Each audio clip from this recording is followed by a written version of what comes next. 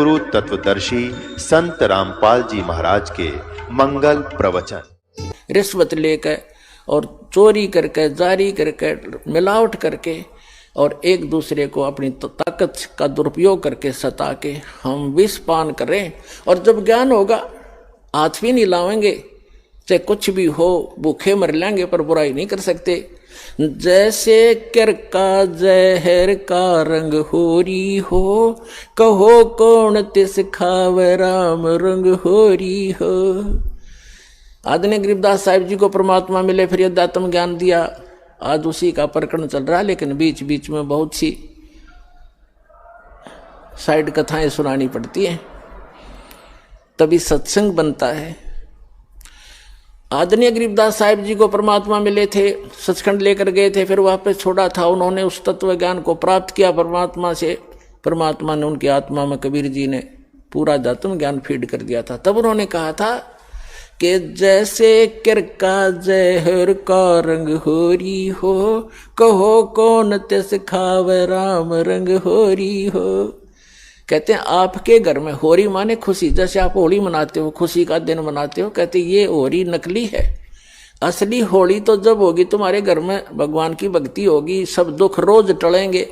एक भक्त कह रहा था जी हमने 11 वर्ष हो गए आज तक कोई त्योहार नहीं मना लिया इस शरण में आए। जब इससे पहले क्या था कि ऐसे कभी तो घर में किसी भाई की मृत्यु होगी, कभी चाचा की होगी, कभी ताऊ की होगी, ताऊ के लड़के की होगी, कभी बहन का बटेऊ मर गया तो कभी बहन मर गई। तो ऐसे 11 वर्ष हो गया हमने कोई त्योहार नहीं मनाया, रोया करते बैठ के त्योहारों को। तो ये खाक त्योहार है। तो परमात्मा कहते हैं हमारी शरण में आओ, थारा रोज होली रहेगी।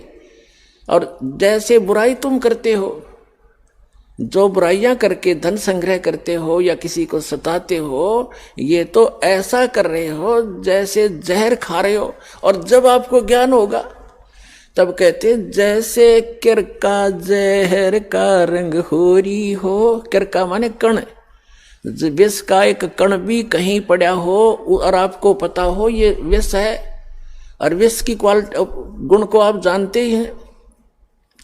कहते हैं उस कण को भी, अब तो आप मुट्ठी भर खा रहे हो, एक कण को भी आदमी नहीं खा सकता, इन्हें पता लग जाए ये विष है। तो अभी पता ही नहीं आपको ये विष है। तो ये जानकारी कराने के लिए सत्संग किया जाता है कि जो गलतियां आप कर रहे हो धनी बनने के लिए या लोक दिखावा करके, लोक लाज में फंस के, ये ना करो। और आपने यहाँ भी सुख मिलेगा। इस कबीर भगवान की शरण में आ जाओ, ये आपका पिता है, ये समर्थ है, आपके घर में सारे सुख देगा। तो इसलिए कहा है जैसे किर का जहर का रंग होरी हो, कहो कौन तिस खावे राम रंग होरी हो। तो फिर ये गलतियां कोई नहीं करेगा, जहर नहीं खाएगा। ये बुराई करना, चोरी करना, रिश्वतखोरी करना, मिलावट करना, किसी को सताना, आप दुख पालेगा। भक्त दूसरे को दुखी नहीं कर सकता, यह आत्माएं नहीं स्वीकारेगी आपकी इस ज्ञान के आधार से। तो क्रोथा का प्रसंग चला था, इसलिए आपको बताना पड़ा कि हमारा एक छोटा सा आश्रम था। इन दुष्टों को सुहाया नहीं, क्योंकि इनके ज्ञान की खाल उतार दी दास ने, अज्ञान की। इनसे भी आचार्यों की, शंकराचार्यों की, जितने भी मंडलेश्वर थे, ये डुप्लीकेट आदमी है, इनके पास तत्व ज्ञान नहीं है। और ये महर्षि दयानंद, ए भगवान, इतना नकली आदमी, इसका कोई ज्ञान प्रमाणित नहीं, इसकी कोई ग्रहणी करनी स्वस्थ नहीं, और इसको मैं ऋषि मान करके आज तक हम आदर की दृष्टि से देखा करते थे।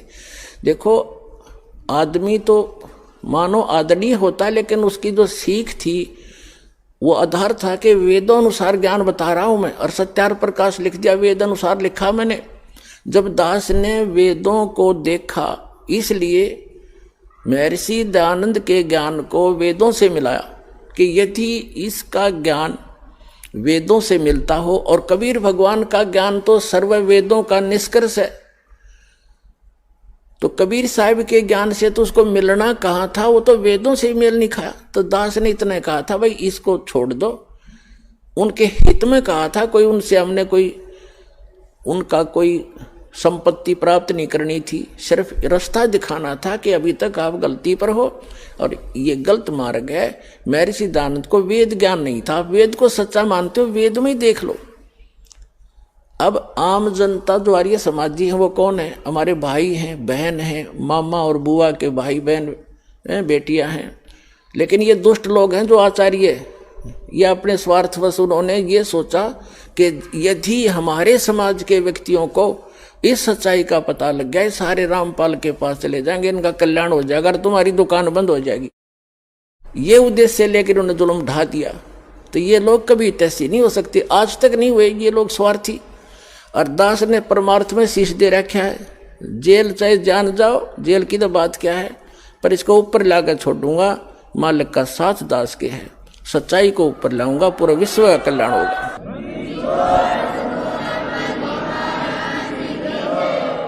एक भक्त बता रहा था, बोला जी ये सतलोक आश्रम क्रोथा जो हमारा नहीं दे रहे, इनके साथ ऐसे बनेगी।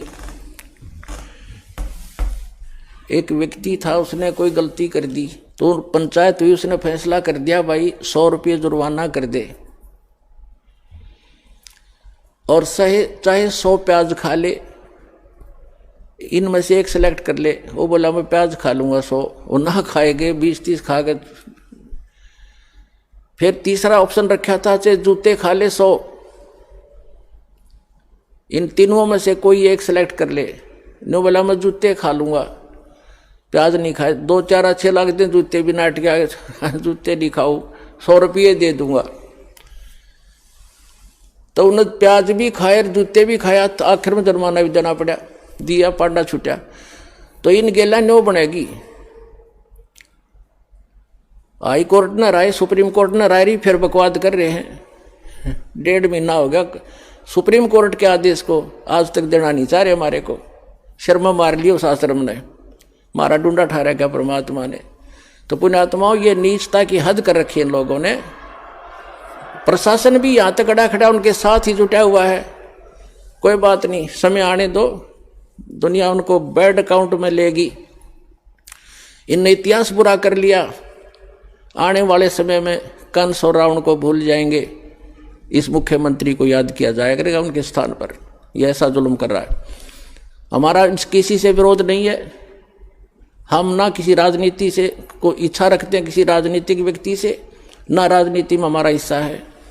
हम एक धार्मिक संस्था चला रहे हैं और पूरे विश्व में जाएगा, इसको कोई रोक नहीं सकता। जैसे इस मार्ग का कोई विरोध करेगा, भगवान का मार्ग है ये, इसमें कोई बाधक बनेगा, वो अंधा गधा होगा, अंधा गधा। जैसे एक समय एक अंधा गधा रेल की पटरी पर खड़ा हो गया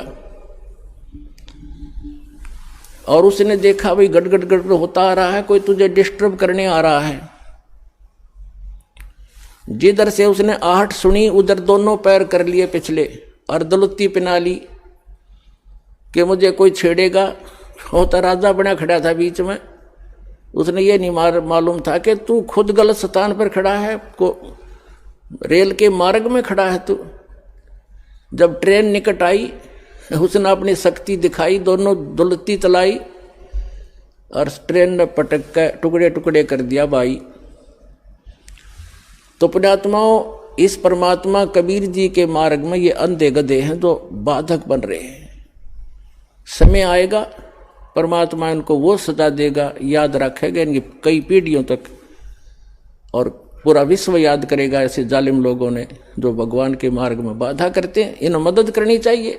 ऐसा परोपकार हो रहा है, लाखों लोगों के सुख हो रहे हैं, बुराइयां छूट रही हैं, समाज की कुरीतियां दूर हो रही हैं, इनको एक आंख नहीं सुहा रही है। तो पुण्यात्मा, ये तो थोड़ा सा पिछला दर्द याद आ गया था, वो काट है दास ने और सच्चाई बताई है। अब सत्संग सुनाते हैं।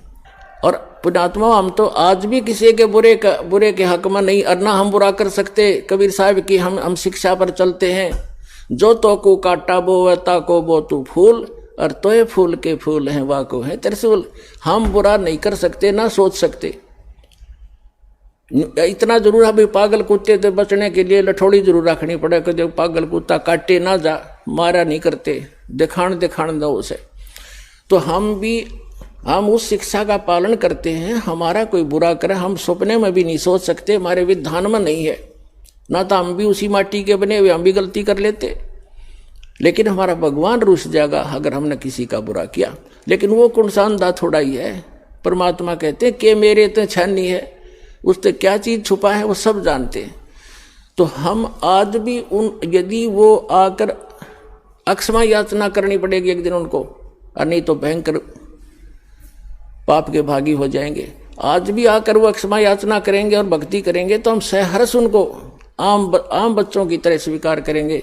लेकिन शायद उनके अंदर इतनी बुद्धि नहीं है, अहंकार में खत्म हो चुके हैं वो सभी हमारे भाई हैं। पूरी पृथ्वी के प्राणी हमें एक परमात्मा के बच्चे हैं, हमें तो पता लग चुका है। ठीक है, घर का बालक या कोई पालतू कुत्ता भी पागल हो जाए उससे बचना पड़ता है, फिर वो अलग बात है। लेकिन पूरे संसार के जितने भी प्राणी हैं हम एक पिता की संतान हैं और सबके उद्धार के लिए प्रयत्न है।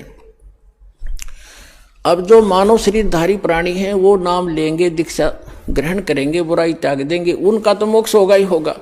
साथ में इस भक्ति सत भक्ति परमात्मा के दिए हुए इस अमृत वाणी के प्रचार से, और जो भक्त जाप करते हैं, सिमरण करते हैं, सुबह शाम दोपहर कि भगवान की वाणी उच्चारण करते हैं और हवन यज्ञ करते हैं, धर्म पुण्य करते हैं,